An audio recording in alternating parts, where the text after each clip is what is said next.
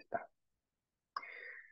Muy bien, de nuevo, bienvenidos a todos ustedes y a esta la sexta clase en nuestro curso juntos. Hemos estado estudiando diferentes doctrinas de la Biblia, comparando lo que la Biblia dice sobre ellos y también comparando eso con lo que las diferentes denominaciones enseñan sobre el asunto.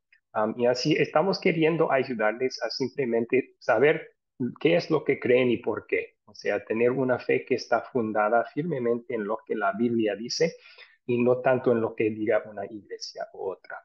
Entonces, vamos a continuar con eso esta noche, con enfocarnos en lo que la Biblia dice sobre la cena del Señor. Así que comencemos con una oración, pidiendo que Dios bendiga nuestro tiempo juntos. Oremos.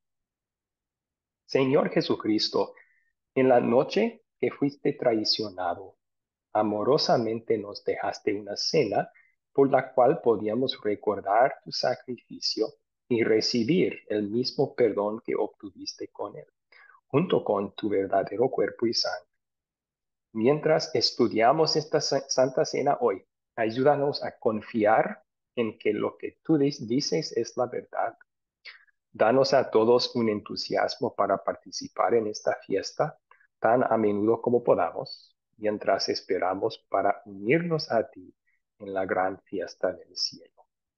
En tu nombre oramos. Amén. Muy bien.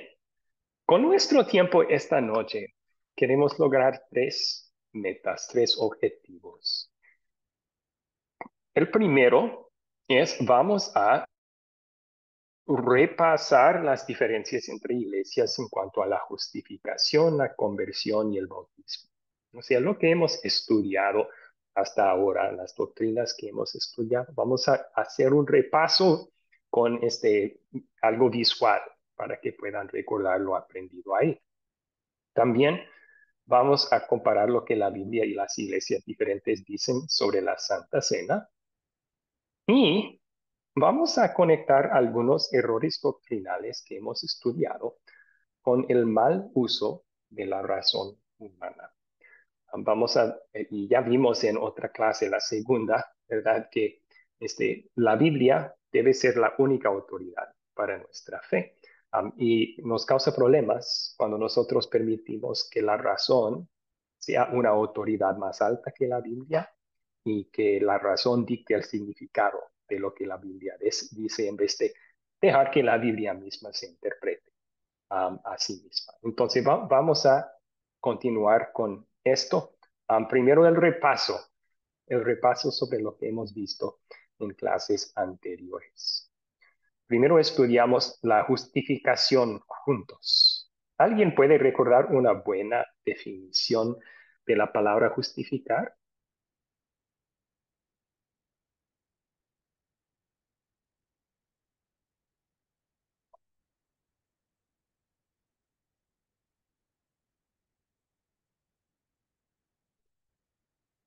Yo sé que esto era tarea para, ya hace mucho tiempo hicieron esta tarea, pero es bueno repasar para que se grabe en la mente. José Calles levantó su mano, por favor, una definición de la palabra justificar.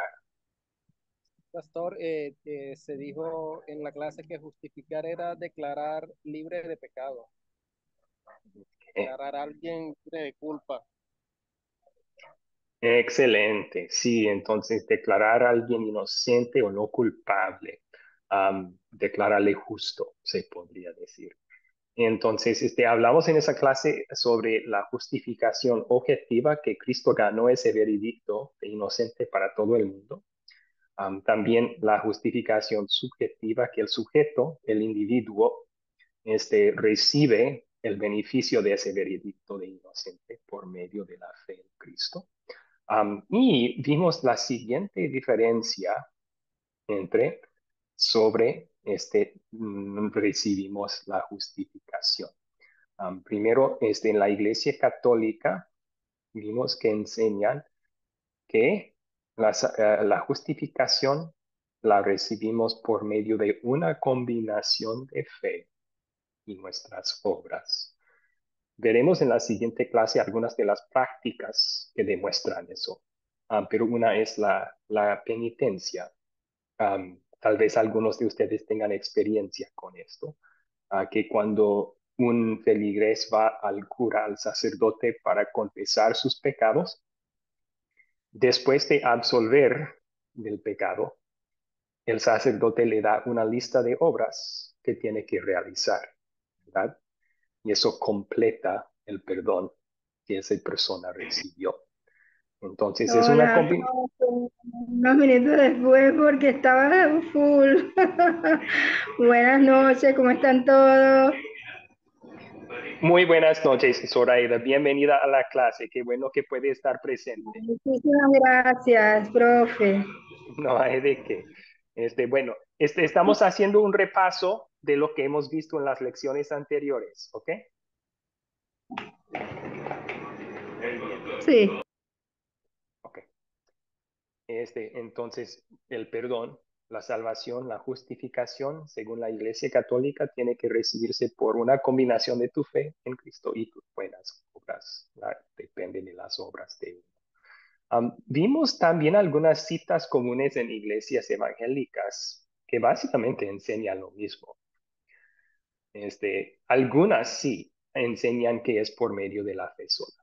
Eso sí, hay algunas iglesias protestantes reformadas que tienen clara esa enseñanza, gracias a Dios. Pero hay otras que por lo menos hablan con muy poca precisión sobre esto y dan la impresión que tu estatus con Dios depende de tu obediencia. Y eso es una justificación por obras, ¿no?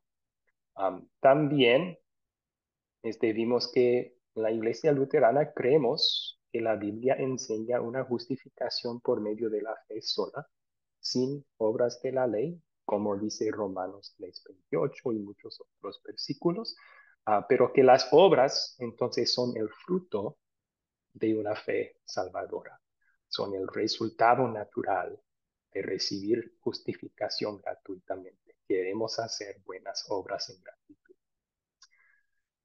Bien, vamos a seguir el repaso. Al final de repasarlo todo, pueden hacer preguntas sobre estos temas. Am, pero antes de continuar, sí voy a mencionar que parte del proyecto final va a ser, yo creo que es la primera parte y tal vez 15 o 20 preguntas. Voy a poner una cita y ustedes van a tener que identificar si esa cita es más católica, más luterana o más iglesia protestante. Entonces, en este caso, si hay una cita que es como, somos salvos por medio de la fe y también las buenas obras que hacemos, ya sabrán cuál iglesia más enseña eso, la iglesia católica, y van a identificar eso allí. Así que si alguien quiere prepararse para esa parte del proyecto final, entonces recomendaría estar apuntando estas diapositivas y lo que dicen, o por lo menos recordar que estamos repasando todo esto ahora y al desarrollar el proyecto final, volver a estas diapositivas en la grabación para ver estas diferencias. ¿Ok? Bien, continuamos entonces. Luego estudiamos la conversión, cómo llega uno a tener fe en Cristo. Y ahí nos enfocamos en la clase en la diferencia entre la iglesia luterana y algunas iglesias reformadas y protestantes. Pero yo agregué también lo que dice la iglesia católica sobre esto, que en realidad es un poco semejante a lo que enseñan algunas iglesias protestantes sobre el tema. Entonces, comenzamos aquí con muchas iglesias protestantes. Ellos dicen que la fe es nuestra decisión, que nosotros tenemos, según ellos, un libre albedrío espiritual y podemos decidir creer y aceptar a Jesús o no. En esa clase estudiamos unos versículos bíblicos que hablan sobre la conversión y no hablan en esos términos. hablan más bien sobre la fe como el regalo de Dios, que Dios obra la fe en nosotros, que por naturaleza somos muertos espiritualmente y no somos capaces de tomar la decisión de creer. Por eso, en la Academia Cristo enseñamos que la fe es completamente el don de Dios, el regalo de Dios, obrado por el Espíritu Santo mediante el Evangelio. En la Iglesia Católica enseñan que la fe es el regalo de Dios, pero ellos enseñan que el hombre coopera en su conversión. Entonces, con no resistir el obrar del Espíritu Santo, dicen que el hombre está cooperando con el Espíritu Santo en la obra de la conversión. Entonces, toman algo del crédito que pertenece a Dios, no pone con el hombre para su propia conversión también. Ok, continuamos. Vimos esta pregunta, ¿puede un bebé tener fe en Jesús? Y al estudiar esto, algunos versículos bíblicos que hablaban de infantes o de niños creyendo en Jesús. Por eso en la Academia Cristo creemos que sí. También en la Iglesia Católica creen que sí. Pueden tener fe los bebés, los niños pequeños. Algunas iglesias reformadas y protestantes enseñan eso también, pero hay otras que no. Hay otras que enseñan que un bebé no es capaz de decidir creer en Cristo, no es capaz de razonar, de ser consciente para eso, entonces, según ellos, no es posible. Um, bueno, siguiente pregunta. ¿Qué hace Dios en el bautismo? En esa clase nos enfocamos otra vez en esta diferencia, pero vamos a incluir lo que la Iglesia Católica enseña sobre el bautismo en esta diapositiva. Vimos que en muchas iglesias reformadas y protestantes creen que Dios realmente no hace nada por nosotros en el bautismo. No todas las iglesias protestantes, pero muchas.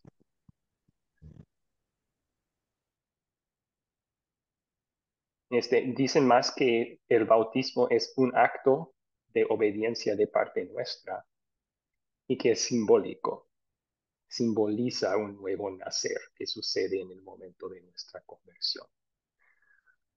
Estudiamos versículos que explican por qué en la iglesia luterana creemos que más bien la Biblia describe el bautismo como algo poderoso, que tiene el poder de Dios para obrar la fe en Cristo, para dar perdón por medio de esa fe, nueva vida y hasta salvación. Como dice Pedro en su primera carta, capítulo 3, el bautismo que corresponde a esto ahora nos salva. Entonces, bueno, en la Iglesia Católica enseñan que el bautismo obra fe y da perdón, pero es un perdón limitado. Da perdón solo para el pecado original y cualquier pecado que fue cometido antes del bautismo. Ellos tienen otro sacramento, el sacramento de la penitencia o de la confesión, que dicen que es necesario para pecados cometidos después del bautismo. Y veremos esa enseñanza falsa también en la siguiente clase. Ok, ¿a quién debemos bautizar? Vimos que algunas iglesias, y no todas otra vez, mucha variedad en esa categoría, pero algunas iglesias reformadas protestantes dicen que solamente debemos bautizar a creyentes adultos, que a niños no debemos bautizarles hasta llegar a cierta edad. En la iglesia luterana, y dimos algunos versículos bíblicos para respaldar esto, creemos que debemos bautizar a personas de toda edad. Eso incluye a los bebés. Y esa es también la enseñanza de la iglesia católica. Y dimos varias razones por eso. Creemos que son pecaminosos, necesitan el perdón a que Dios obra en el bautismo. También están incluidos en el mandato y la promesa que Dios da sobre el bautismo. Y vimos la práctica de bautizar a no solamente adultos, sino también casas enteras entre los apóstoles.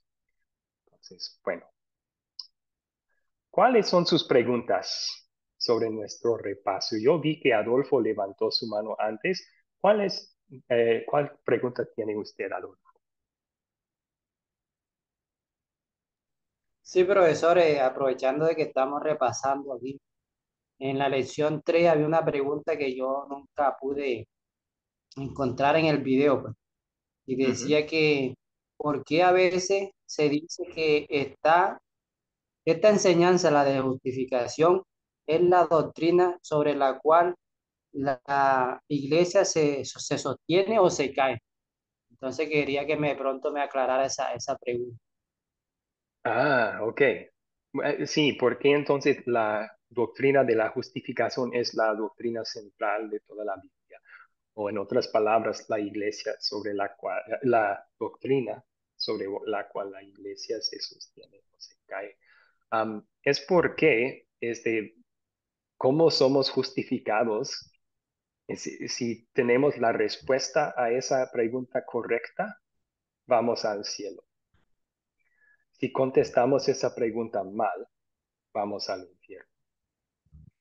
Entonces, en ese Ah, sentido, tanto el creyente individuo como la iglesia entera depende de esa doctrina central. O sea, piénselo, si alguien contesta, ¿cómo soy justificado con Dios? Es por mis obras. Ya no está confiando en Cristo como su Salvador. Y como Pablo dice en Gálatas, esa persona, si no ha caído todavía, está en gran peligro de caer de la gracia, ¿no? De desligarse de Cristo. Así uno, ¿cómo soy justificado con Dios? Por medio de mi meditación y mis oraciones y mi ayunar. Esa persona no está confiando en Cristo como Salvador.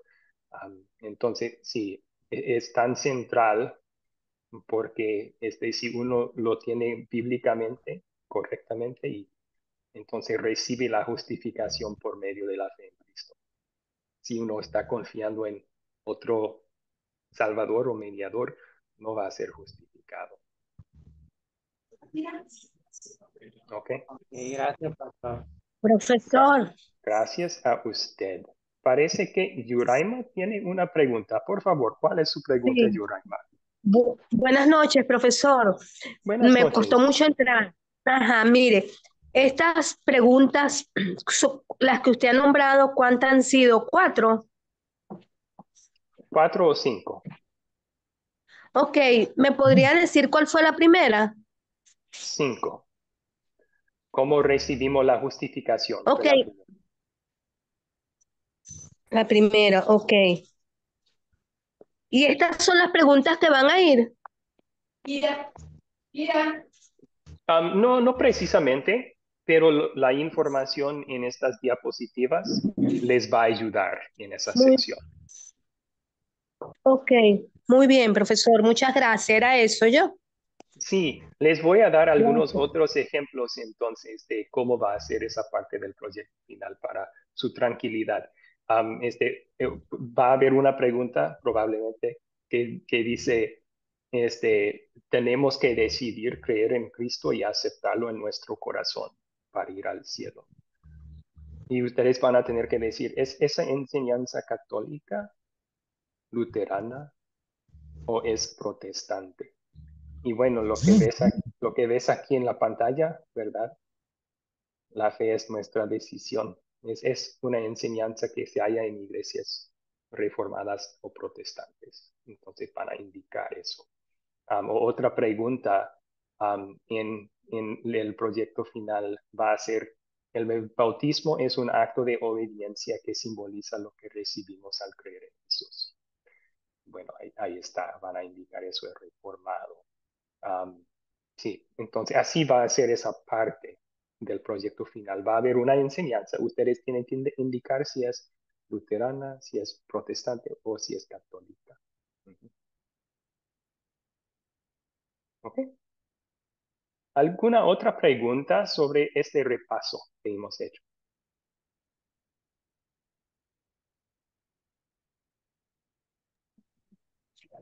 No, muy bien. Ok, gracias. ¿Alguien más?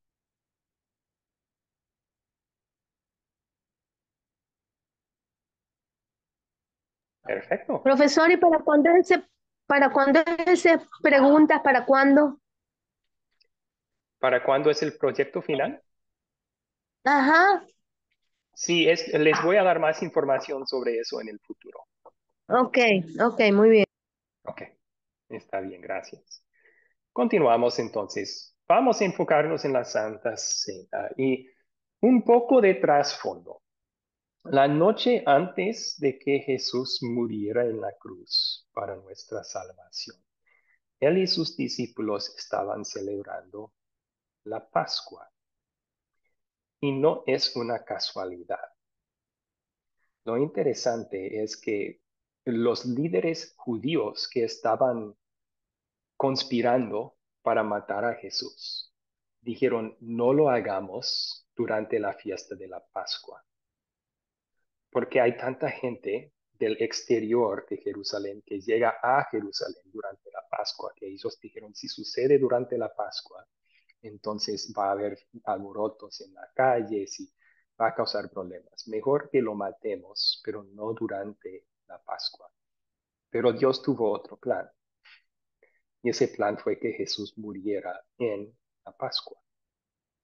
Entonces vamos a ver por qué. Recuerdan que la Pascua era la fiesta judía que celebraba, y mandada por Dios, que celebraba el hecho de que 1500 años antes de Cristo, Dios había liberado al pueblo de Israel de su esclavitud en Egipto.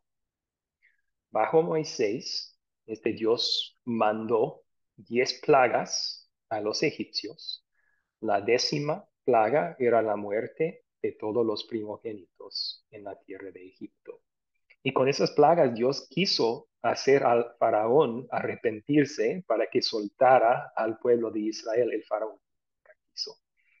Así que esa 10ª plaga, Dios prometió que iba a matar a todos los primogénitos en Egipto, pero dio a los israelitas una salvación de esa plaga. Y la salvación vino por medio de un cordero macho de 1 año que cada hogar tenía que sacrificar, y tomaron su sangre y pintaron esa sangre sobre el dintel. Y así cuando el ángel destructor pasaba por las casas, este iba a pasar encima de las casas que ya tenían sangre en sus dinteles. Después de sacrificar el cordero, también la familia rostizó el cordero y comió el cordero junto con pan sin levadura. Sin levadura porque Dios les dijo, no tienen tiempo para leudar ese pan, porque esa misma noche el faraón les va a dejar ir. Entonces van a tener que salir deprisa. Así que esa fiesta, esa cena, los judíos lo celebraban cada año, y Dios mandó que lo hicieran para que recordaran la salvación que logró en tiempos de Moisés. Pero también apuntaba esa fiesta al futuro. Y yo creo que ya contando un poco de la historia, todos ustedes pueden saber, yo entiendo ahora por qué en el plan de Dios Jesús tuvo que morir en la Pascua. Es porque Cristo es el Cordero Pascual verdadero. Su sacrificio en la cruz, la sangre que él derramó allí, nos salva. Nos salva no solo de una esclavitud física, sino de la esclavitud espiritual en la cual estábamos. Esclavitud al pecado y a la muerte. Este sacrificio de Cristo nos libera de esas cosas. Nos da libertad, nos da perdón, nos da salvación. Entonces, cuando Pablo escribía sus cartas, 1 Corintios 5, no, 5, ustedes pueden leer ese capítulo. Él comienza el capítulo hablando de Cristo como el Cordero Pascual. Cristo es nuestra Pascua. Luego nos compara a nosotros a panes sin levadura. O sea, Cristo nos ha hecho un pueblo sin pecado. Entonces Él dice, desechen la levadura. de sus casas, que fue otra costumbre de la Pascua. En otras palabras, ya que Cristo los ha perdonado, dejen de pecar, vivan como los santos y redimidos que son. Bueno, volviendo a la noche de antes de morir Jesús, estaban celebrando él y sus discípulos la Pascua y había ritos y tradiciones muy regulares entre los judíos de cómo debe celebrar uno esa fiesta sagrada. Cristo hizo algo muy interesante. En parte de la cena, él rompió las tradiciones. No rompió lo que la Biblia manda sobre la Pascua, pero cambió el orden y cambió las palabras que se deben de decir.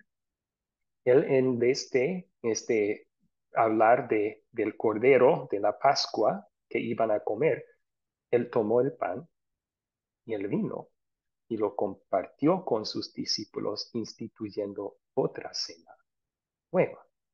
Y esa es la cena que vamos a estudiar hoy.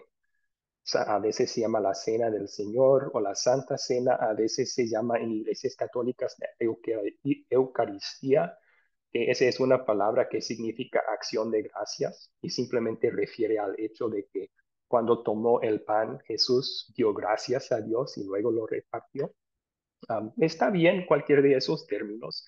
Vamos a examinar lo que la Biblia enseña sobre esto primero y luego vamos a comparar eso a unas citas de las diferentes denominaciones para que puedan ustedes desarrollar su identidad espiritual. ¿Algún voluntario puede leer estas palabras de Jesús la noche del Jueves Santo, la noche antes de morir, la noche de la Pascua? Nele, por favor. Nele levantó su mano. Gracias, doctor. Y mientras comían, tomó Jesús el pan y bendijo, y lo partió, y dio a sus discípulos y dijo, tomad, comed, esto es mi cuerpo. Y tomando la copa, y habiendo dado gracias, les dio diciendo, bebed de ella todos, porque esto es mi sangre del nuevo pacto, que por muchos es derramada para remisión de los pecados. Muy bien, muchísimas gracias. Entonces, esa noche cuando Jesús cambió un poco la tradición que había desarrollado los judíos sobre esta cena, él tomó pan. Y sabemos por medio del Antiguo Testamento que Dios ordenó que ese pan fuera sin levadura. Entonces él tomó pan sin levadura y bendijo ese pan y luego lo partió y dio a sus discípulos. Cuando estaba haciendo eso, él dijo, tomen y coman, esto es mi cuerpo. Luego tomó la copa y sabemos del Antiguo Testamento y también de las tradiciones de los judíos que la copa que utilizaban contenía el fruto de la vid, contenía vino, ¿verdad?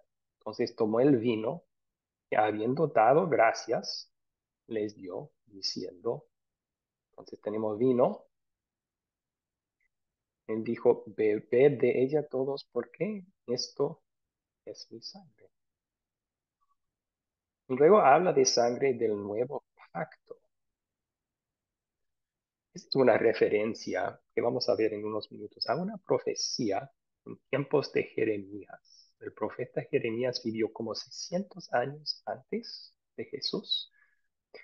Jeremías, Dios por medio de Jeremías profetizó que él iba a hacer un nuevo pacto con los judíos, no nuevo en tiempo, porque nuevo puede ser nuevo en tiempo o nuevo en calidad, ¿verdad?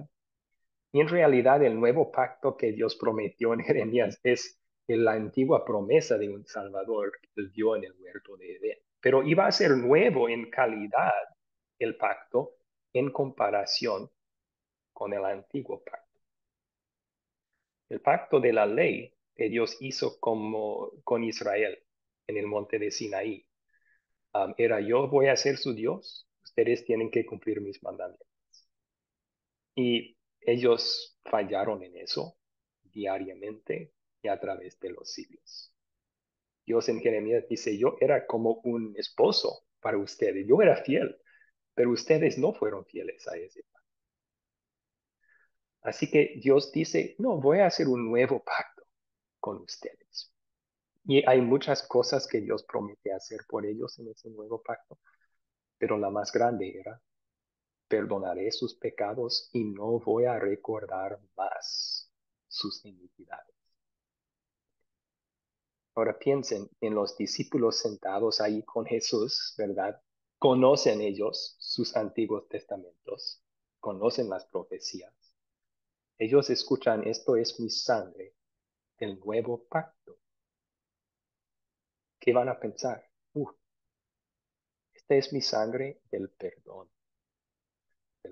de sus pecados. Y luego Jesús dice eso con no tantas palabras, ¿verdad? Que por muchos es derramada para remisión de los pecados. Excelente. Bueno, entonces, si vamos a tomar estas palabras a la letra, ¿qué recibe uno en la Santa Cena, según Jesús? Tenemos mención del pan aquí, pero también Jesús dice sobre el pan, esto es mi cuerpo. Y fíjense bien, no dice esto simboliza mi cuerpo, o esto representa mi cuerpo, o quiero que ustedes piensen en mi cuerpo cuando coman este pan. Él dijo, esto es mi cuerpo. Tenemos el vino, pero también Jesús dice sobre el vino, esto es mi sangre. Tenemos también una mención de otra cosa que está presente, es el nuevo pacto, el perdón de pecados. Entonces ya estamos generando ideas sobre lo que vamos a estar recibiendo en la Santa Cena. Continuemos con otros versículos bíblicos. La copa de bendición que bendecimos, hablando Pablo sobre la Santa Cena, él dice, la copa de bendición que bendecimos no es la comunión de la sangre de Cristo. El pan que partimos no es la comunión del cuerpo de Cristo. Entonces, cuando Pablo habla aquí, él dice que menciona 4 cosas. Copa, o sea, el vino, sangre de Cristo, pan, cuerpo de Cristo. Y conectando esas 4 cosas, él dice comunión. Una comunión es una unión de 2 o más cosas, ¿no?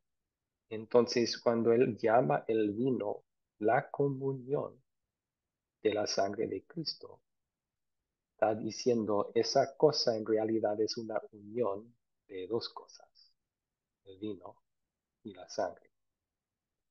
Cuando él llama el pan la comunión del cuerpo de Cristo, está diciendo esa cosa, el pan, en realidad es una unión de 2 cosas, el pan y el cuerpo de Cristo. Continuamos con un versículo más. Pablo dice en 1 Corintios 11:27 una advertencia sobre tomar la Santa Cena. En Corinto habían abusos de la Santa Cena que Pablo tenía que reprender. Ellos hacían la Santa Cena en sus convivios, normalmente después de comer y beber juntos, un convivio así.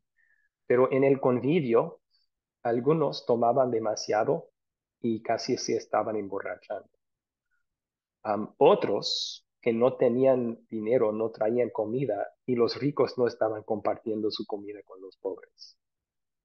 Entonces ya después de eso celebrar la Santa Cena, algunos medios borrachos, otros excluidos del banquete. Pablo decía, no, eso es una forma indigna de tomar la Santa Cena. Y él dice, de manera que cualquiera que comiere este pan o bebiere este copa del Señor indignamente, será culpado del cuerpo y de la sangre del Señor. Ustedes van a aprender más sobre esto en el curso Sacramentos y Oración, pero para fines de esta pregunta, ¿qué recibe uno en la Santa Cena? Yo creo que este versículo muestra que recibimos no solamente pan y vino, sino también el cuerpo y la sangre del Señor.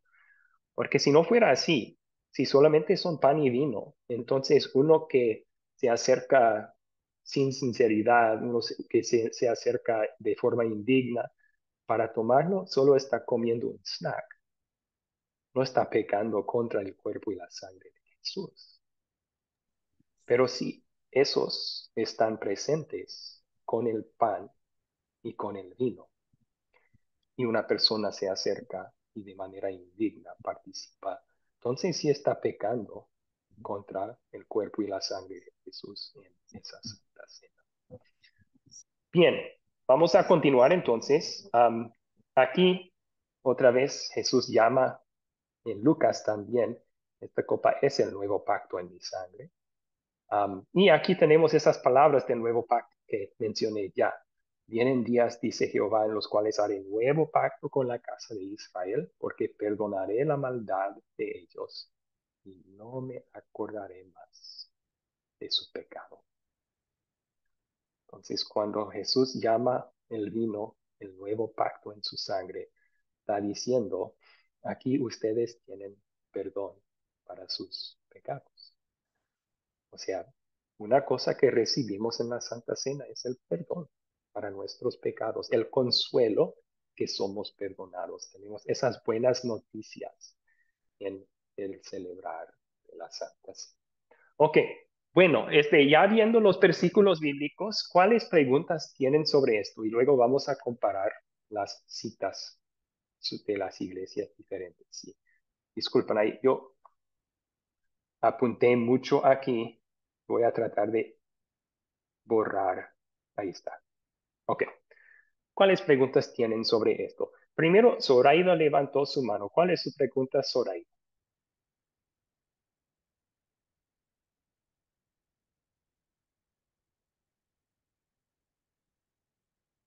Solo hace falta activar el micrófono, Zoraida.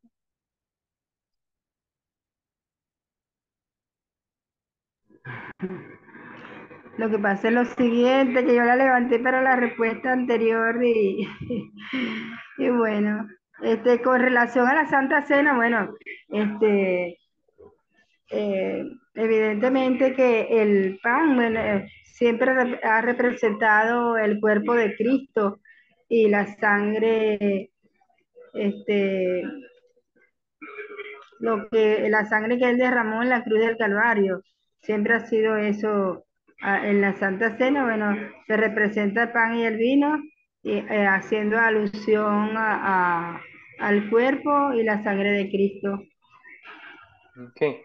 Sí, yo creo que vamos a explorar esta diferencia un poco más en la siguiente diapositiva, pero la mayoría de las iglesias protestantes y reformadas utilizan términos así como representar o simbolizar. El pan simboliza el cuerpo de Cristo, el vino simboliza o representa la sangre de Cristo. En Academia Cristo, en realidad, no utilizamos ese término porque Jesús no lo utilizó. Cuando él describe la Santa Cena aquí, él no dice esto representa o simboliza mi cuerpo, dice pues mi cuerpo. Y esto es mi sangre. También Pablo no utilizó representar o simbolizar, él dijo es la comunión, es comunión. Entonces vamos a ver, esa es una diferencia.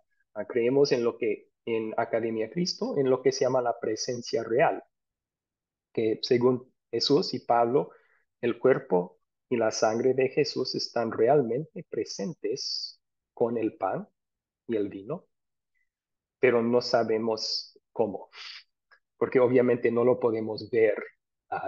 Están ahí porque Jesús promete que están allí, pero de una forma que no podemos percibir. Bueno, otras preguntas sobre este tema. Omaira levantó su mano. Omaira, por favor.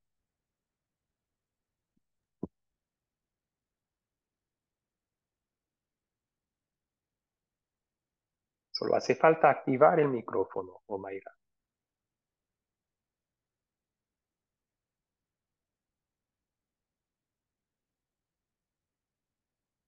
¿No se escucha, Omaira?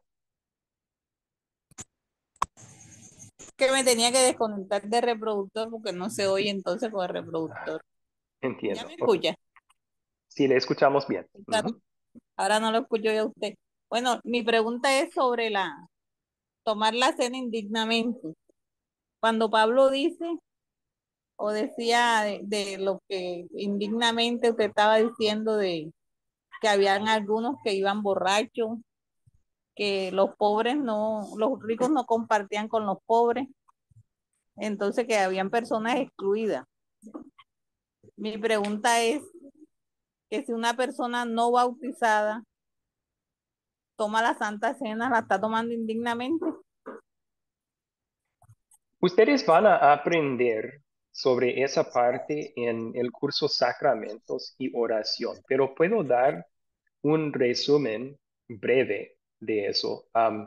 En el contexto ahí, o sea, una forma indigna de tomar la Santa Cena sería sin arrepentirse de sus pecados. O sea, en el ejemplo que di, que algunos de los corintios se emborrachaban y luego participaban así de la... ¿Estaban arrepentidos de ese pecado? Obviamente no. Entonces, si uno no está arrepentido y participa de la Santa Cena, está haciendo una burla, porque Jesús está ofreciendo perdón ahí, y la persona arrepentida no quiere perdón para su pecado, o por lo menos no lo va a recibir, según la Biblia. Segundo punto, y Pablo menciona esto en el contexto de esas mismas palabras, el que come o bebe sin discernir el cuerpo del Señor, come y bebe indignamente. Entonces, también los que este, participan de la Santa Cena, pero no creen que está presente el cuerpo de Cristo, están también pecando. Pero sí, van a estudiar eso más a fondo en el curso Sacramentos y Oración, por eso no estamos estudiándolo. Citamos el versículo porque creemos que eso la demuestra que están presentes el cuerpo y la sangre de Cristo en la Santa Cena, como mencioné anteriormente. Yoraima levantó su mano. Yoraima, por favor, ¿cuál es su pregunta? Profesor, quería decir que una pregunta, ¿no? ¿Qué recibe uno en la Santa Cena? Si yo digo que recibo fe y perdón de pecados, ¿eso está bien? ¿Obra Sí, la fe y sí, el perdón de pecados? sí, o sea, Ok. porque Cristo dice que es para remisión de los pecados, ¿no? Entonces recibimos el consuelo que somos perdonados. Y la Biblia nos enseña que donde esas buenas noticias están presentes, el Evangelio, el Espíritu Santo es activo, fortaleciendo nuestra fe. Entonces sí, sería muy, muy correcto decir recibimos este perdón de nuestros pecados, una fe más fuerte en Cristo. También, vamos a ver esta diferencia, pero en Academia Cristo creemos que uno recibe con el pan el cuerpo de Jesús y con el vino la sangre de Jesús. Entonces, esas cuatro cosas. Y veremos que esa es la diferencia entre este, la academia y también la Iglesia Católica. Ellos creen que solamente recibimos dos cosas, el cuerpo y la sangre de Cristo. Y en las iglesias protestantes creen que solamente recibimos dos cosas, pero las otras, el pan y el vino. Entonces veremos esa diferencia enseguida, vamos a ver. Pero ¿cuáles otras preguntas tienen sobre los versículos bíblicos que están aquí?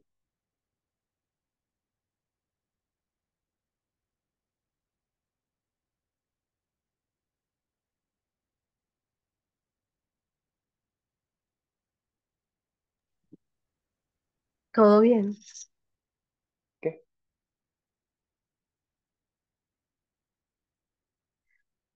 Bueno, Entonces aquí tenemos las citas de las iglesias diferentes. Primero tenemos una cita bautista. Entonces esto representa la agrupación de iglesias protestantes y reformadas.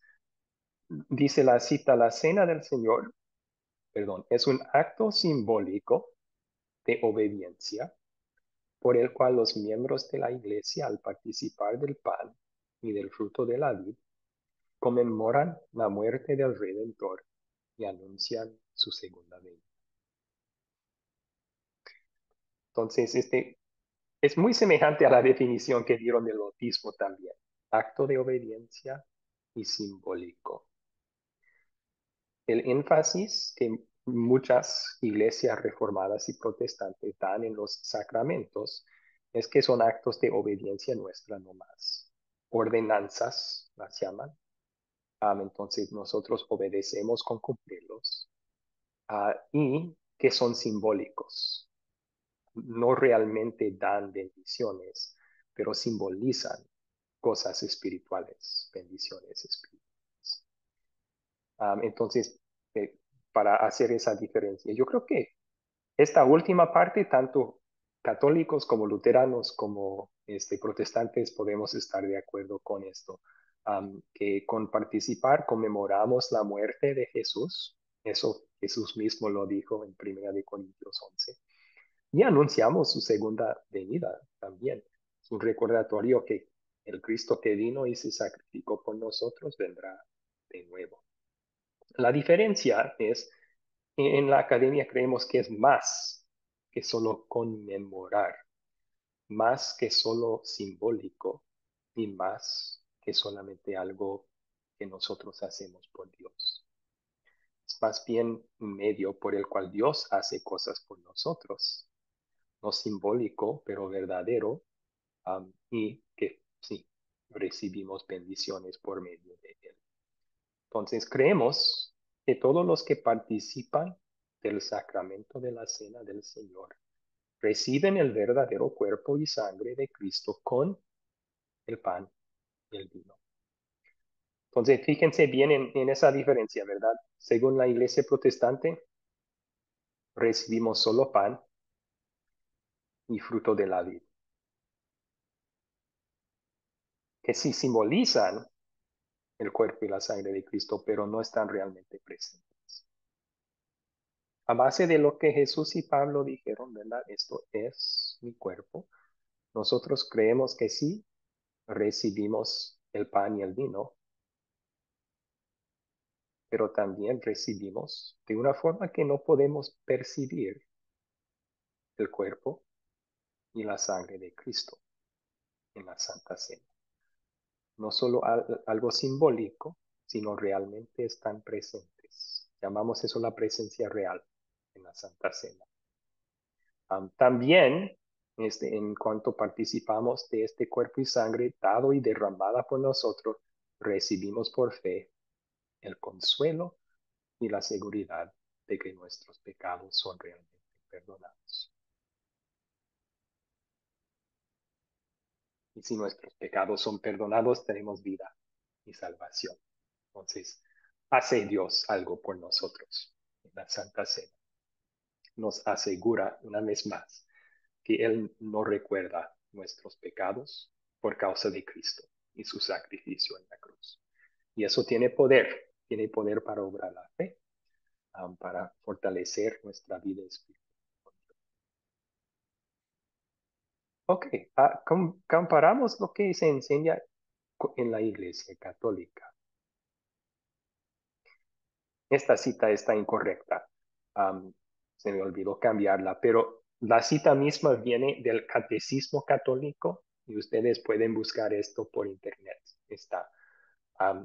Dicen sobre la Eucaristía, puesto que en este divino sacrificio que se realiza en la misa se contiene y inmola incruentamente el mismo Cristo. Este sacrificio es verdaderamente propiciatorio. Fíjense bien cómo habla de la Santa Cena como un sacrificio. Ellos enseñan que cuando el sacerdote consagra los elementos, Jesús, por medio de convertir esos elementos en su cuerpo y sangre, está sacrificándose de nuevo. Y según ellos, ese sacrificio que se realiza por medio del sacerdote es verdaderamente propiciatorio, es decir, paga por más pecados. Entonces enseñan que la misa, la celebración de la Santa Cena, es un nuevo sacrificio de Cristo. Sin sangre, eso es lo que significa incruentamente. O sea, no es que están tomando un cuchillo y matando a Jesús de nuevo, pero es un sacrificio nuevo de Cristo que paga por el perdón, o sea, es propiciatorio, paga por el pecado. En Academia Cristo no creemos que eso sea bíblico y tampoco la mayoría de las iglesias protestantes, porque hay muchos versículos, especialmente en Hebreos 9 y 10, que dicen que el sacrificio único de Cristo en la cruz hace 2000 años fue suficiente para pagar por los pecados de todo el mundo y de todos tiempos. Entonces no hay necesidad de sacrificar a Jesús de nuevo. Su único sacrificio fue suficiente. Y tampoco es posible sacrificarlo de nuevo. Él murió una sola vez por todos y no puede volver a morir. Ya resucitó y vive y reina para siempre y siempre. Entonces, otra diferencia que notamos aquí, vimos que en algunas iglesias protestantes creen que recibimos dos cosas solamente, el pan y el vino en la Santa Cena. Y en Academia Cristo creemos que recibimos cuatro cosas, pan y vino, pero junto con el cuerpo y la sangre de Cristo en la Santa Cena. Y también con eso, el perdón de los pecados, el mismo perdón que Cristo ganó en la cruz hace 2000 años, se ofrece en la Santa Cena. En la Iglesia Católica también se cree que solamente recibimos dos cosas. El pan se convierte en el cuerpo y el vino se convierte en su sangre. Entonces, no creen después de eso que hay pan y vino allá. Solamente el cuerpo y la sangre de Cristo. Eso se llama la transubstanciación, que es una palabra muy difícil para un gringo pronunciar. Transubstanciación. Pero significa que el pan deja de ser pan y se convierte completamente en el cuerpo de Cristo. El vino deja de ser vino y se convierte completamente en la sangre de Cristo. Y a base de eso lo llaman un nuevo sacrificio.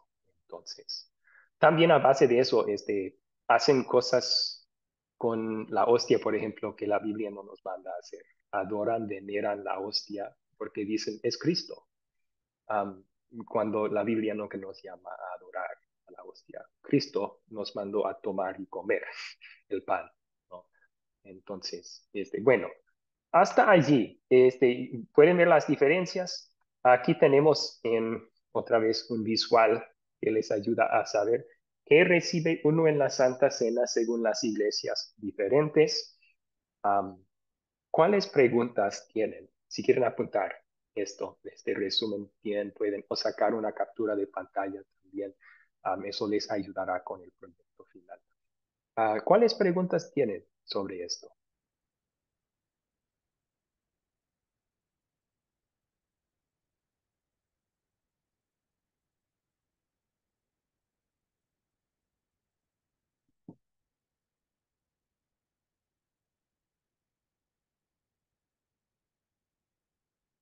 No tengan miedo,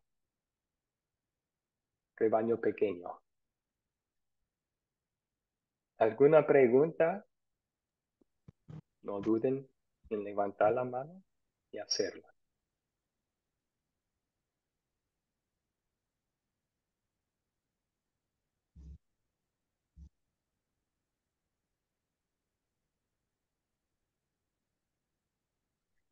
Por favor, Adolfo, rompe el hielo. Así los demás no tendrán miedo tampoco y pueden hacer sus preguntas. Por favor, adelante.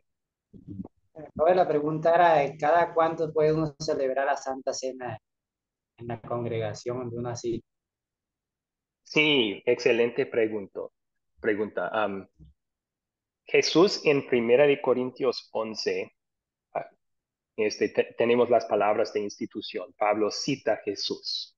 Esto lo aprendí del Señor y se lo pasé a ustedes. La noche antes de morir, Jesús fue traicionado, la noche antes de morir, en la noche en que fue traicionado Jesús, tomó pan y ahí tienen las palabras de institución. Pablo cita a Jesús diciendo dos cosas. Hagan esto en memoria de mí. Eso lo dice dos veces, creo. Y la segunda vez que lo dice, hagan esto cada vez que lo beban en memoria de mí. Y eso es lo más específico que Jesús es. Él dice, hagan esto. Concluimos de eso que Jesús quiere que lo hagamos y reconociendo que Dios nos da bendiciones en la Santa Cena, nos consuela que nuestros pecados son perdonados, nos fortalece la fe. Vamos a querer hacerlo con frecuencia, pero no vamos a crear una nueva ley y decir tiene que ser con tal frecuencia, porque eso sería legalista. Así que hay iglesias que lo hacen una vez al mes, excelente. Otras la hacen una vez cada semana, una vez cada 2 semanas, excelente. Hay otras iglesias que solamente una vez al año lo hacen.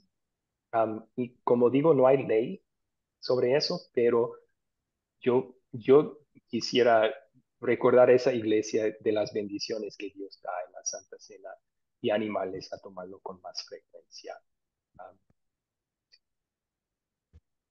Sí, gracias, pastor.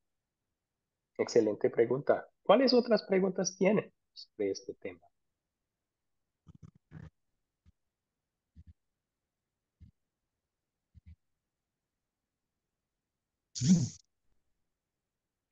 Rompiste el hielo, Adolfo, pero nadie quiere entrar al agua helada con usted. Entonces, ahora sí, Profesor, Yuraima, por favor. ok. ¿Y los niños a qué edad pueden tomarla? ¿A partir de los 7 años?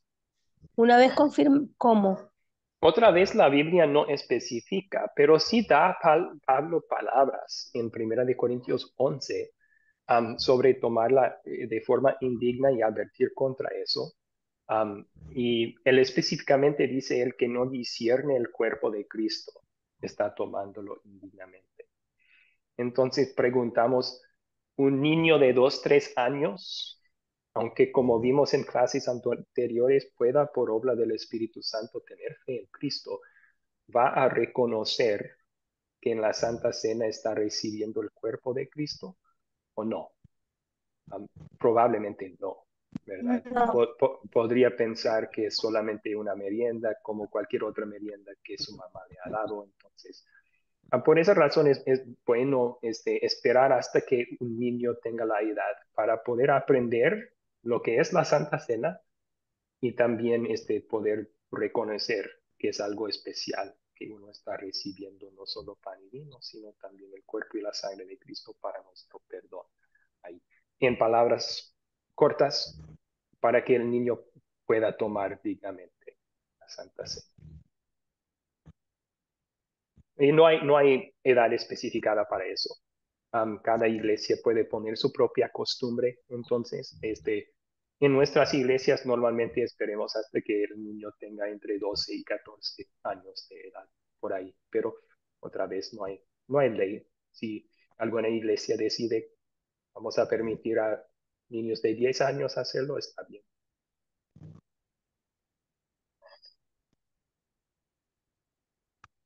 Adolfo levantó su mano otra vez, por favor. Otra preguntita, ¿el pan que uno toma en la Santa Cena tiene que ser sin levadura o puede ser un pan normal? Sí, yo creo que no queremos llegar a ser legalistas sobre algo que es puro evangelio.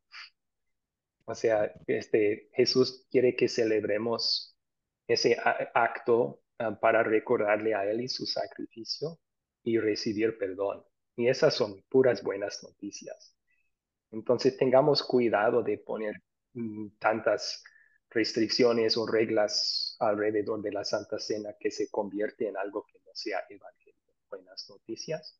Sin embargo, queremos honrar a Jesús con celebrarlo de la misma forma que Él lo instituyó.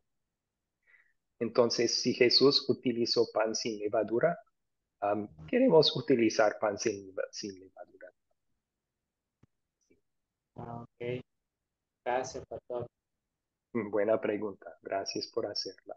Nair, por favor. Más se me va la... Se le apagó el micrófono. ¿Puede volver a activar?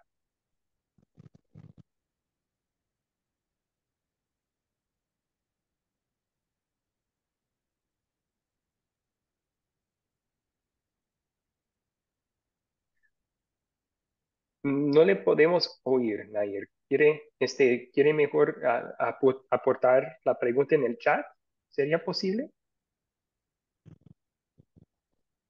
Ok. Ahora sí, se me había Ujú. ido la parte de abajo y no podía hablar. No, yo quería hacerle la pregunta sobre la transubstanciación, que es algo que es fisiológico, ¿no? O sea, ellos creen literalmente que el cuerpo y el pan es el cuerpo de Cristo, se transforma en cuerpo de Cristo y el vino se transforma en sangre de Cristo, es eso, Sí, esa es lo la católico, transubstanciación de la iglesia. exactamente. Es diferente a creer que está la presencia por la omnipresencia de Jesús, que es lo que creen ustedes. Esa es la diferencia entre uno y el otro.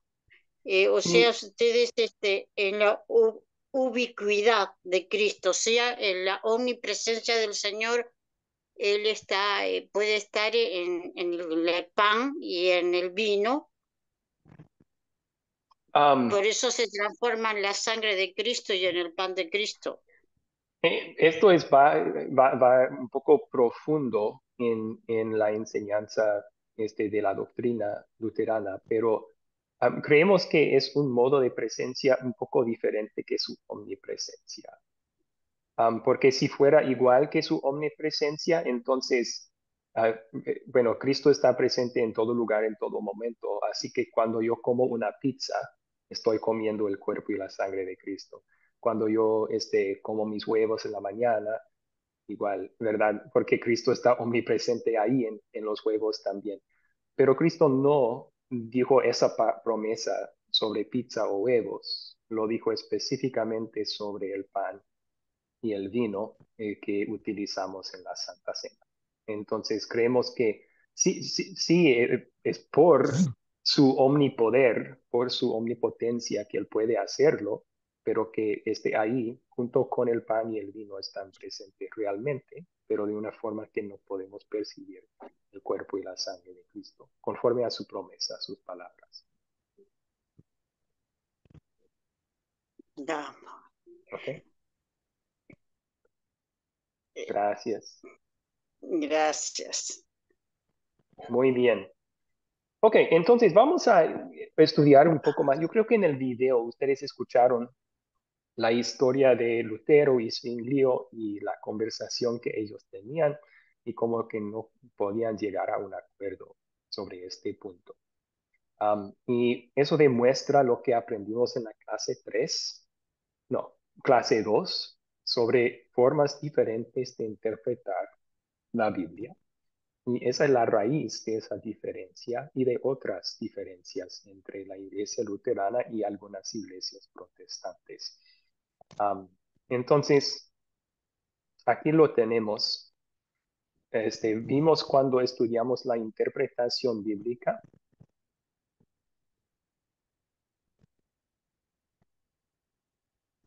Vimos cuando estudiamos la interpretación bíblica que en la iglesia católica desarrollaron una forma de interpretar la Biblia que alzaba al lado de la Biblia como otra fuente de verdad equivalente a la Biblia, la sagrada tradición, es decir, las enseñanzas oficiales de la Iglesia.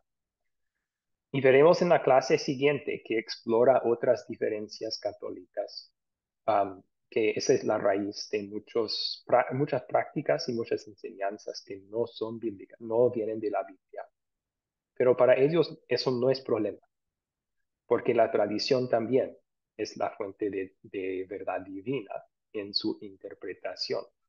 Así que sea de la Biblia o de la tradición, viene de Dios. Vimos también que en la iglesia luterana creemos que ninguna tradición humana, ninguna palabra humana debe tener autoridad al lado de ni sobre la palabra de Dios. La Biblia es la única fuente de nuestra fe y nuestra vida. Y debemos dejar que la Biblia se interprete a sí misma. Si hay un versículo que no entiendo, debo dejar que otro versículo más claro, que hable del mismo tema, arroje luz sobre el versículo más difícil de entender. Y así la Biblia está explicando la Biblia. Así mi interpretación va a ser una interpretación bíblica. Muchas iglesias reformadas y protestantes creen eso también. Pero vimos en la práctica que en ciertas doctrinas la razón humana o la lógica humana influencia su interpretación. En vez de decir esto es lo que dice la Biblia y lo voy a creer, dicen esto es lo que dice la Biblia, pero no puede ser. Entonces tenemos que pensar en otra forma más razonable de interpretar estas palabras. Y un ejemplo de esto es en cuanto a la Santa Cena. Así que retrocedemos en el tiempo 500 años, ahí alrededor del año 1525, Martín Lutero y Zwinglio se reunieron para ver si podían llegar a un acuerdo. Se trataban de 12 puntos de doctrina, y en esos 12 puntos de doctrina estaban de acuerdo sobre lo que la Biblia decía. Pero sobre la Santa Cena no. Cuando Zwinglio escuchó las palabras de Jesús, esto es mi cuerpo, su razón dijo, no puede ser. El cuerpo de Cristo ascendió al cielo. No puede ser posible que el cuerpo de Cristo esté presente en muchas iglesias el mismo domingo cuando todos están celebrando la Santa Cena. No puede ser que está presente su cuerpo en el pan porque no veo el cuerpo ni saboreo el cuerpo cuando como el pan. Así que Zwinglio concluyó que Jesús hablaba simbólicamente ahí.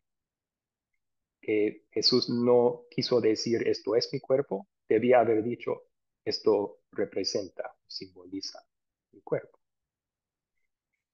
Y Martín Lutero no aceptó eso.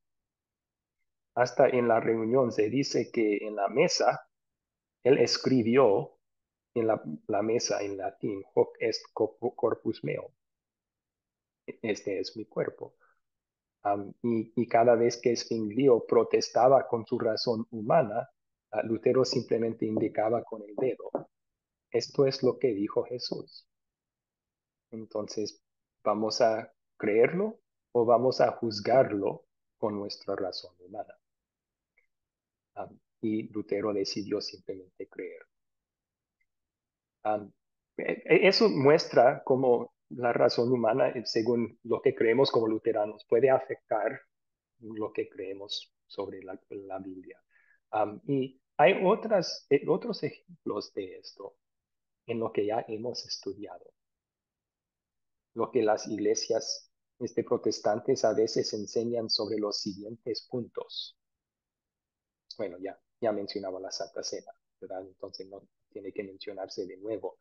Pero consideren esto, lo que hemos aprendido sobre el estado natural del hombre que estamos muertos en nuestros pecados desde nuestra concepción, el papel del hombre en la conversión, el bautismo de niños, cómo es que a veces lo que las iglesias protestantes enseñan sobre estos temas se muestra una influencia de su razón humana sobre estos puntos.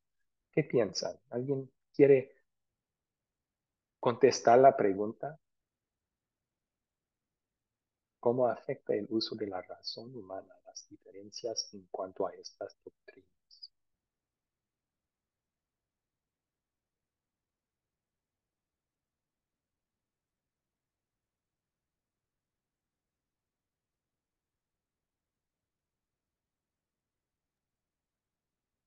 ¿Cómo es la pregunta, profesor, que no la entendí bien? Sí, perdón.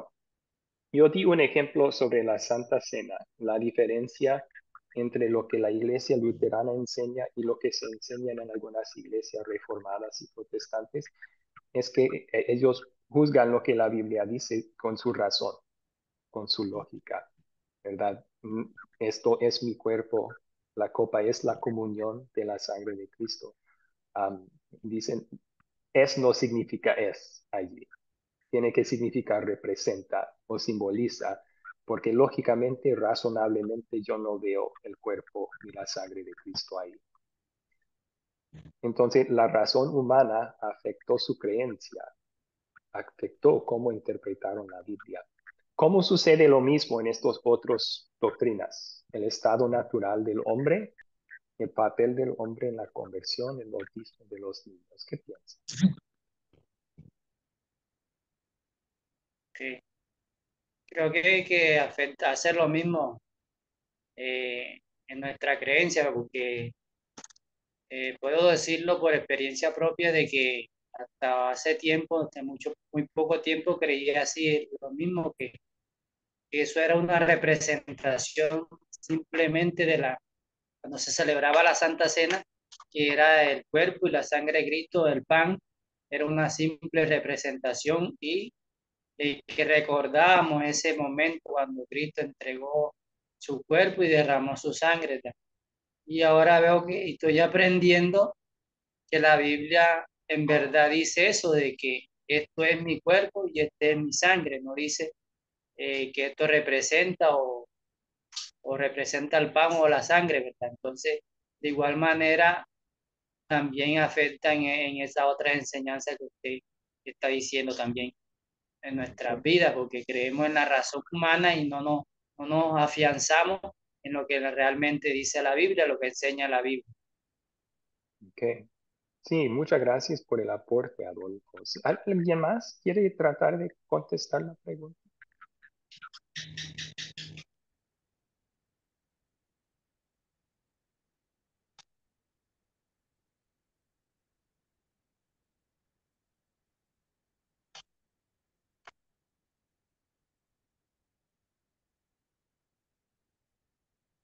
Tal vez es una pregunta mal hecha, mal desarrollada, y les pido disculpas. Puede ser que haya una pregunta en sus proyectos finales semejante a esta, pero lo voy a poner en mejores palabras. Creo que lo vamos a hacer así como este, la interpretación en algunas iglesias protestantes a veces es afectada por la razón humana. De ejemplos de esto. Y va a tener que dar unos ejemplos. Ya tienen uno, la Santa Cena. Creen que es no significa es cuando Jesús dice esto es mi cuerpo, porque no es posible. Jesús y su cuerpo no pueden estar presentes allí. Entonces simboliza esa parte. Otros ejemplos les voy a dar ahora mismo, entonces, y si quieren apuntar, bien pueden. En cuanto al estado natural del hombre, vimos en la clase sobre la conversión. Ahora sí, Elizabeth levantó su mano. Excelente. Gracias, Elizabeth. Por favor.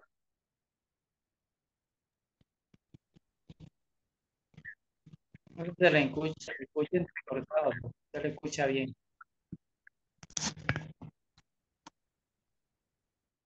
Sí, no sé si no está activada el micrófono, Ahí está. Elizabeth. Ahora sí, Ahora sí. excelente. Cuanto al afectar la fe, incluso yo me acordaba de que no solamente el hecho de la presentación de la Santa Cena, sino muchas veces cuando oraba para presentar el pan y el cuerpo, o sea, el cuerpo y la sangre, el vino, y que se oraba inclusive así, por el panadero que había hecho, que era un pecador, y que ahora estaba ese pan en nuestras manos, en la mano de quien estaba orando, en representación al cuerpo, y se pedía perdón por ese hombre que no se conocía, ¿no? Y ahora ese pan que representaba el cuerpo de Cristo. Entonces, que el Señor tomase ese momento. Y yo mientras hablaba, yo meditaba y me acordaba esos momentos. Y cuántas veces salía de ese memorial y pensaba, ¿no? En todo ese proyecto y todo lo que era, y perdía definitivamente el que era el cuerpo y la sangre. Definitivamente lo que es mi cuerpo y es mi sangre. No es un hecho simbólico, es mi cuerpo y es mi sangre. Y mire toda la vuelta que por ahí uno da. Y eso afecta a la fe porque usted se preocupa con otra cosa, ¿no? Y eso pasa, y eso pasa. Muchas gracias por compartir esa experiencia y qué bueno que estudiando lo que la Biblia dice otra vez sobre esto le ha ayudado. Sí. Muy ¿Sí? bien. Sí, sí, vamos a dar unos ejemplos aquí también entonces sobre cómo la razón humana puede afectar la interpretación en cuanto a ciertas doctrinas. Vimos en la clase sobre la conversión del estado natural del hombre. Estamos muertos en nuestros delitos y pecados. Y eso desde nuestro nacimiento. En pecado me concibió mi madre, dice David en el Salmo 51. La razón humana llega a otra conclusión. Interpreta diferente esa verdad bíblica. ¿Por qué? Pues según la razón, según la lógica, miramos a un bebé y decimos, no, es limpio ese bebé, no ha sido contaminado por el pecado, es inocente. Entonces, la lógica nos puede hacer ignorar esos versículos bíblicos que dicen que todos somos pecadores, incluso los niños. Todos necesitamos a Jesús como un Salvador. Um, la lógica va en contra de esa enseñanza bíblica. Y si uno deja que No la se razón... escucha casi, profesor. ¿Me escuchan los demás? No, estaba bajito, profe. Ok, puede ser que voy a poner en mudo todos los micrófonos. A veces cuando uno tiene micrófono abierto, eso... ¿Ahora sí me pueden escuchar? Perfectamente. Ok, excelente. Muy bien. Veo algunos manitos diciendo que sí. Entonces, eso demuestra cómo la razón humana puede errar, puede llevarnos a conclusiones que no son bíblicas y hasta a ignorar o interpretar de forma incorrecta versículos bíblicos que dicen otra cosa. Am, sobre el papel del hombre en la conversión, es muy razonable decir que la fe es mi obra, la fe es mi decisión. ¿Por qué? Tenemos muchos versículos bíblicos en los cuales los apóstoles llaman a la gente a arrepentirse y creer. Entonces, si Dios me está mandando a hacer eso, tengo que tener el poder dentro de mí de hacer eso. Es muy razonable concluir eso, pero no es bíblico. Y vimos muchos versículos que cuando habla de la conversión, habla de una obra de Dios en nosotros. no nuestra decisión, no algo que podamos hacer sin el Espíritu Santo, que Él venga primero a nuestro corazón. Entonces, en eso también la razón humana nos lleva a un lugar que no es bíblico, nos puede hacer interpretar mal lo que la Biblia en realidad dice. Y sobre el bautismo de niños también vimos esto, ¿no? La razón humana dice, un bebé no puede creer en Jesús, no puede entender ni pronunciar palabras. ¿Cómo va a creer en Jesús? Pero vimos que el bautismo obra fe y que los bebés por obra del Espíritu Santo también pueden creer en Jesús, evidencia bíblica de eso. Pero si seguimos la razón humana, entonces vamos a ignorar esa evidencia bíblica. Nos lleva a una interpretación incorrecta de lo que la Biblia dice. Y hay algunos ejemplos de eso y vamos a ver algunos otros en siguientes clases. Pero terminemos, llegamos al fin de nuestro tiempo juntos. Vamos a terminar con oración y luego yo me quedo unos minutos adicionales para contestar cuáles preguntas tengan. Oremos. Señor Jesucristo, cuánto amor nos has mostrado. La noche antes de morir por nosotros, cuando ya sentías tanto el peso de los pecados que ibas a cargar el día siguiente, que en el huerto de Getsemaní estabas sudando como si fueran gotas de sangre. En esa noche, cuando estabas tan angustiado, estabas pensando en nosotros y decidiste dejarnos una cena que no solamente nos da tu cuerpo y sangre con el pan y el vino, sino también nos recuerda de tu gran sacrificio y nos ofrece y da el perdón que tú ganaste con ese sacrificio también. Esa cena, Señor Jesús, la instituiste para nosotros y para nuestro bien espiritual. Y te damos gracias por ella. Y pedimos que nos ayudes a apreciarlo, que nos ayudes a confiar lo que tú dices en tu palabra sobre eso, y que nos ayudes a participar de manera frecuente en eso, porque es bueno recordar, es bueno recibir tu cuerpo y sangre, es bueno recibir el perdón. Fortalece nuestra fe en ti y nos alimente espiritualmente hasta el momento que te veamos con nuestros propios ojos en el cielo. Pedimos todo esto, Señor Jesucristo, en tu nombre. Amén.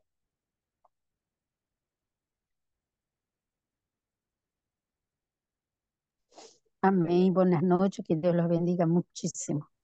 Igualmente, Elizabeth, Excelente. gracias por su participación. Amén. Que tenga buena noche, que descanse. Igualmente. Buenas noches a Excelente clase. todos. Amén. Chao, chao. Igualmente, Chao. Yuraima, gracias. Igualmente, Zoraida también. Que tenga buena noche. Buenas noches a todos. Bendiciones. Chao. Igualmente, gracias. Buenas noches, pastor. Bendiciones a todos. Igualmente, Adolfo, gracias por su participación. Que descanse. Gracias a usted, Señor, por su tiempo, por toda esa enseñanza tan buena. Bendiciones. Igualmente, gracias. Buenas noches a todos, bendiciones. Gracias, Pati, qué bueno que pudo asistir, que tenga linda noche, que descanse. Dios te bendiga. De igual manera, hermano. Buenas noches. Bendiciones. Gracias, igualmente. Excelente, veo la mano de Nair. Nair, ¿tiene pregunta? ¿O Néstor quería despedirse o tenía pregunta? No, pastor, recién llegué de trabajar y me conecté y ya usted terminó.